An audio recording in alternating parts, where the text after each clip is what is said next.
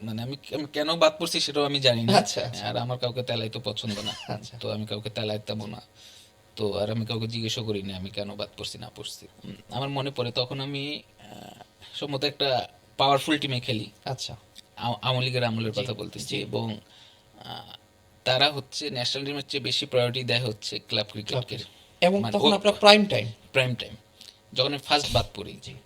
তো মিটিং হচ্ছে, মিটিং এর মধ্যে আমার সাথে কথা হচ্ছে যে নাসির, আমরা তো চিন্তা করছিলাম তোমাকে ক্যাপ্টেন্সি দিব, হুম হুম তা তুমি তো 3 ম্যাচ পর ন্যাশনাল টিমে জয়েন করবা, হুম তো ক্যাপ্টেন্সিটা জিয়া করুক। হুম।